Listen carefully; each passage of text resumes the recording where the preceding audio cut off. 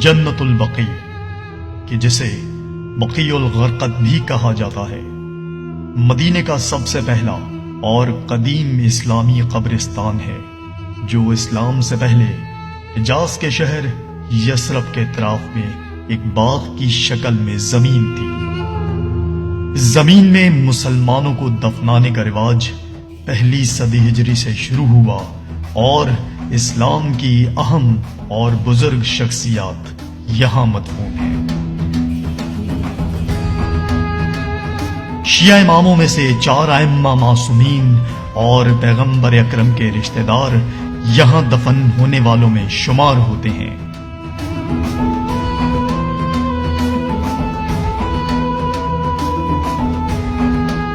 मुख्तलिफ हुक्मरानों के दौर में बकी मौरिद तवज्जो रहा और इसमें मुख्तलिफ गुंबद और मकबरे बनाए गए।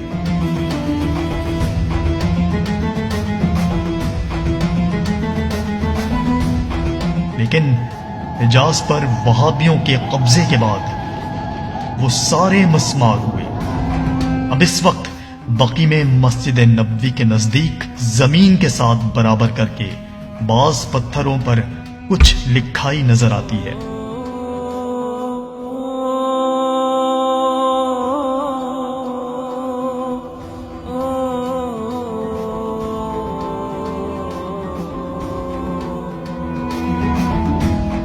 नामे बकी का तारुफ। बकी का लफ्ज उस वसी जमीन के लिए इस्तेमाल होता है जिसमें घास के मुख्तलिफ पौधे उगे हों। बकीउल जुबैर, बकीउल खैल, बकीउल खबजबत यसरफ के इन्हीं बागात में से थे। चुनाचे बकीउल गरकद भी इस जमीन को कहा जाता था, यानी जो गरकद के दरख्त के पौधे और दूसरी जड़ी बूटियों से ढका हुआ हो। इस्लाम के आने के बाद ये बाग मदीने के मुर्दों को दफनाने के लिए इस्तेमाल हुआ।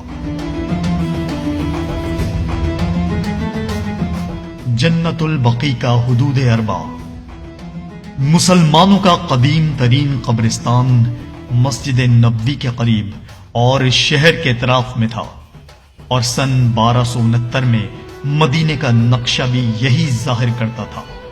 लेकिन आजकल मस्जिद नबवी और कब्रिस्तान दोनों में तौसी आने की वजह से आपस में मुत्तसिल हो चुके हैं और मदीना शहर के दरमियान में करार पाए हैं। बकी के कब्रिस्तान के चारों तरफ 4 दीवारी है और उसका मगरबी हिस्सा जिस पर कब्रिस्तान का मेन गेट भी है वो हरम नबवी से मुत्तसिल है, जिसके जुनूब में अबू अय्यूब अंसारी रोड और मशरक़ी जानिब मलिक फैसल रोड और शुमाल में अब्दुल अजीज रोड है। पहले इन सड़कों के कोई और नाम थे।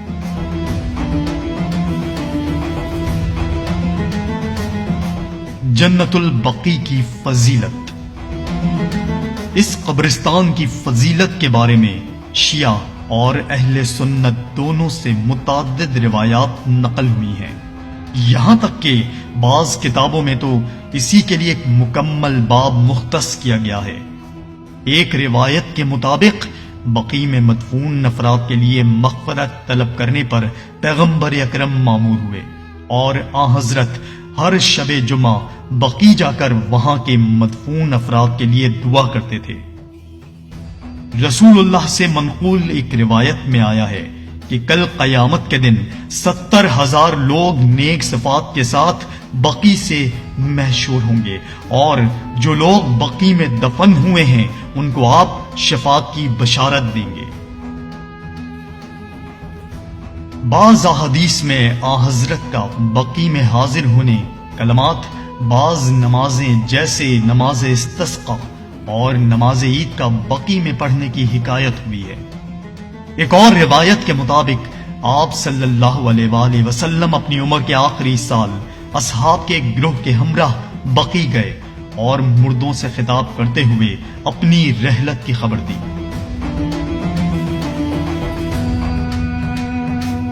बकी पर पैगंबर अकरम के खानदान की खास तवज्जो थी और वो लोग वहां जियारत को जाते थे।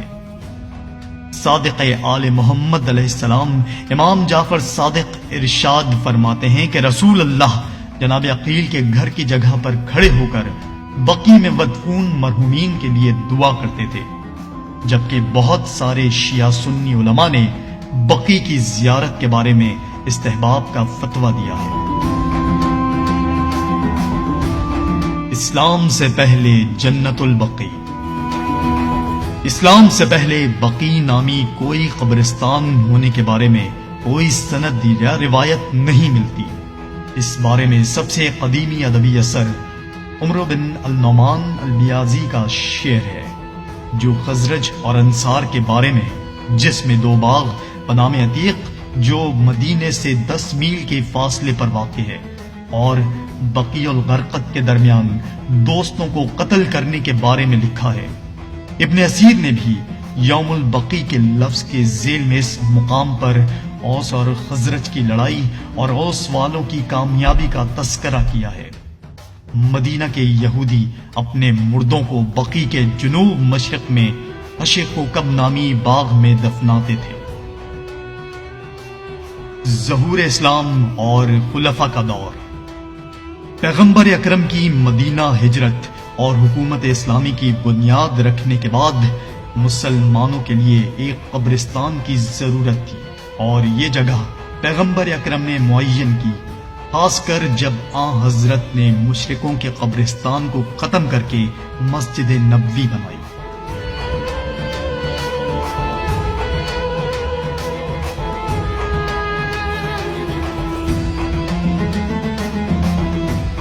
مہاجرین میں سب سے پہلے صحابی جو اس قبرستان میں مدفون ہوئے عثمان بن مظعون اور انصار میں سے اسد بن زرارہ خزرجی تھے۔ البتہ تاریخی روایات سے معلوم ہوتا ہے کہ اس باغ میں صرف مردے دفن نہیں ہوتے تھے، بلکہ بعض مہاجرین نے وہاں پر گھر بنایا تھا۔ بعد میں وہ جگہ بعض شخصیات یا خاندان کے افراد کو دفن کرنے سے مختص ہوئی۔ کہا جاتا ہے کہ زمین کو پیغمبر اکرم نے لوگوں کو گھر بنانے کے لیے تقسیم کیا تھا۔ اس دور کے مشہور گھروں میں سے ایک عقیل بن ابی طالب کا گھر تھا۔ وہاں کچھ چھوٹے مکان بھی بنائے گئے تھے جہاں پر مردوں کو دفن کیا جاتا تھا۔ اسی طرح ہر قبیلے نے اپنے مردوں کو دفن کرنے کے لیے بقیع میں ایک مکان بنا رکھا تھا۔ بیت الاحزان بھی بقیع میں بننے والے گھروں میں سے ایک تھا، جسے امیر المومنین نے بنت رسول کو عزاداری کرنے کے لیے بنایا تھا۔ الروحہ بھی بقیع کے درمیان ایک مشہور مقبرے کا نام تھا۔ ایک جگہ ایسی تھی جہاں جنازوں کو دفن کرنے سے پہلے رکھا جاتا تھا، جسے موضع الجنائز کہا جاتا تھا۔ شاید یہ جگہ لوگ جمع ہونے کے لیے یا غسل میت اور کفن دینے اور نماز میت پڑھنے کے لیے تھی۔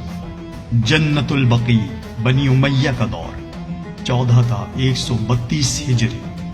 امویوں کے دور میں بھی بقیع کی زمین اور باغ لوگوں کی توجہ کا مرکز رہا، اور مدینے کی توسیع میں بعض لوگوں نے وہاں مکان بنا لیے اور ساتھ ہی مردوں کو بھی دفن کیا جاتا رہا۔ محمد حنفیہ نے عبد الملک بن مروان کے دور میں بقیع میں ایک گھر بنایا اور خود بھی بقیع میں دفن ہوئے۔ ابن افلاح، محمد بن زید، سعید بن عثمان اور دیگر 10 گھر بھی بقیع میں بنائے گئے اور خرید و فروخت اور مکانات تعمیر ہوئے۔ حضرت عائشہ کے کہنے پر تیسرے خلیفہ کو بقیع میں دفنانے سے روکا گیا، انہیں یہودیوں کے قبرستان عشق کوکب میں دفنایا گیا۔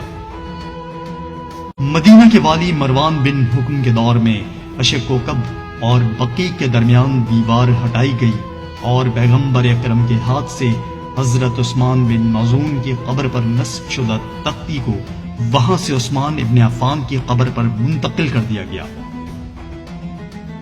امام سجاد علیہ السلام کا گھر بھی بقیع میں واقع تھا۔ شاید وہی عقیل یا امام علی کا گھر تھا جس کی مرمت ہوئی تھی۔ جنت البقیع اور بنی عباس کا دور 131 تا 656 ہجری۔ پیغمبر اکرم صلی اللہ علیہ وآلہ وسلم کے چچا عباس بن عبد المطلب کا عقیل کے گھر دفن ہونے اور اسی طرح امام حسن علیہ السلام، امام سجاد علیہ السلام اور امام باقر علیہ السلام کے بھی وہاں پر دفن ہونے کی وجہ سے بنی عباس نے بنی امیہ کی سیاست کی مخالفت میں اور علویوں خاص کر بنی حسن کو اپنی طرف کرنے کی خاطر اس مقام پر مقبرہ تعمیر کیا اور اسے مسجد اور زیارت گاہ قرار دیا۔ مشہور ہے کہ اس بارگاہ کو بنانے میں ہارون رشید کا بھی کردار رہا ہے، لیکن تاریخی روایات سے معلوم ہوتا ہے کہ ائمہ بقی کے مقبرے کی مرمت سلجوقیوں کے دور میں شروع ہوئی۔ برقیارق سلجوقی کے شیعہ وزیر مجد الملک ابو الفضل القمی نے قم کے ایک معمار کو ائمہ بقی کا گنبد بنانے پر مامور کیا، جسے بعد میں مدینے کے امیر کی سازشوں کے تحت قتل کر دیا گیا۔ ایلخانیوں کا دور 654 تا 750 ہجری۔ مشہور سیاح ابن بطوطہ نے 8ویں صدی ہجری کے وسط میں جو کچھ دیکھا وہ یوں تھا۔ مالک بن انس کی قبر پر چھوٹا سا گنبد تھا، ابراہیم بن محمد پر سفید رنگ کا گنبد تھا، ازواج رسول امام حسن اور عباس بن عبد المطلب کے مقبروں پر اونچا اور نہایت مستحکم گنبد تعمیر ہوا تھا۔ خلیفہ ثالث کی قبر پر اونچا گنبد تھا اور ان کے قریب ہی فاطمہ بنت اسد کی قبر پر بھی گنبد تھا۔ صفدی نے بھی اشارہ کیا ہے کہ 4 ائمہ شیعہ اور رسول خدا کی قبروں پر گنبد تعمیر کیا گیا تھا۔ جنت البقیع اور عثمانی حکومت کا دور 698 و 1337 ہجری۔ خاندان قاجار کے شہزادے فرہاد میرزا نے سن 1914 عیسوی میں اور محمد حسین خان فراہانی نے 1924 عیسوی میں بقی کے اپنے مشاہدات یوں بیان کیے ہیں۔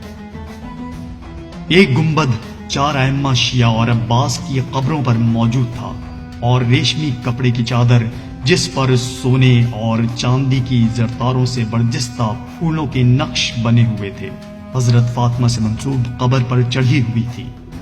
یہ چادر عثمان بادشاہ سلطان احمد عثمانی نے سن 1131 ہجری میں بطور ہدیہ بھجوائی تھی۔ یہ قبا رسول اللہ کی بیٹیوں کی قبروں پر بنا ہوا تھا، ایک گنبد ازواج رسول کی قبروں پر اور کئی دوسرے مقبرے تھے۔ تاہم مغربی مشترک جان لوئس برکھارٹ، جنہوں نے وہابیوں کے برسر اقتدار آنے کے بعد حجاز کا سفر کیا ہے، بقی کا آنکھوں دیکھا حال بیان کرتے ہوئے لکھا ہے۔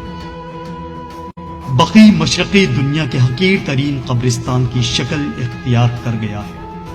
یہ قبرستان عہد میں مقبرہ حمزہ یا قبا کے مقام پر اسلام کی پہلی مسجد قبا کی طرح مقدس ہے اور ان مقامات مقدسہ میں شمار ہوتا ہے جن کی زیارت کو حجاج اپنے عبادی اعمال میں شمار کرتے ہیں۔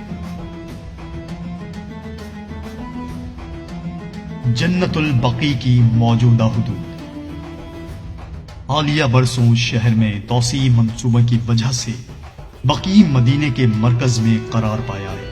نیز مسجد نبوی کو بھی توسیع کی وجہ سے مسجد اور قبرستان کے درمیان صرف ایک سڑک حائل رہ گئی ہے۔ وہابیت اور جنت البقیع کا انہدام۔ تاریخی شواہد کی بنا پر ائمہ بقیع کے مزارات اور بیت الاحزان سمیت کئی دوسرے قبور پر بنی ہوئی بارگاہیں سن 1297 ہجری تک موجود تھیں اور قبرستان بقیع کی پہلی تقریب اور مدینے میں وہابیوں کے فسادات کے بعد ان بارگاہوں کو سلطنت عثمانیہ کے بادشاہ محمود دوم کے حکم سے دوبارہ تعمیر کیا گیا۔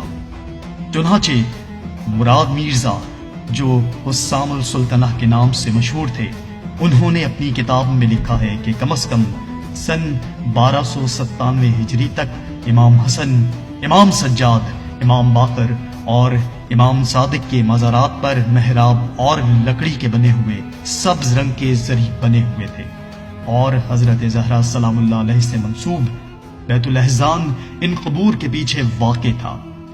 ایاز خان قشقائی کے سفر نامے کے مطابق سن 1341 ہجری یعنی بقی کی مکمل تقریب سے 2 سال قبل شیعوں کے 4 اماموں کے مزارات ایک ہی بارگاہ کے اندر موجود تھے، لیکن ہر ایک کی قبر جداگانہ طور پر مشخص تھی۔